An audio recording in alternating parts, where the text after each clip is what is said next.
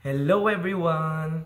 Today, I'm here to talk about something I'm most afraid to talk about. It's about grief. Not the kind that comes from losing someone to death, but the quiet unacknowledged grief that comes from shattered dreams and unrealized potential. It's a hidden pain that I carry with me, a dark thought that whispers I'm not living up to who I could be.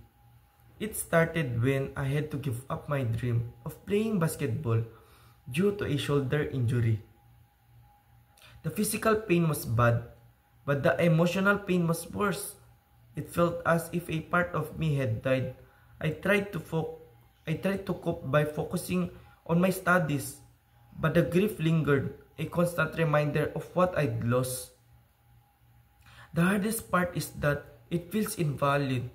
People often say, it's just basketball, but it was so much more than that to me. It was my passion, and being fine doesn't erase the feeling of loss.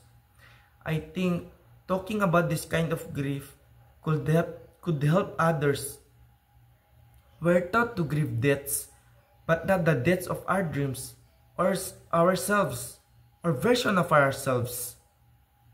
This unspoken grief leads to anxiety, depression, and a sense of being lost.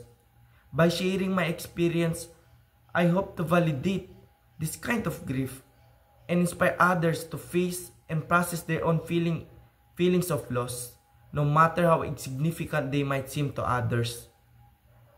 It's perfectly okay to grieve for what could have been. It's natural to feel sad about dreams that have faded away. Recognizing this pain is the first step toward healing and discovering a new direction in life.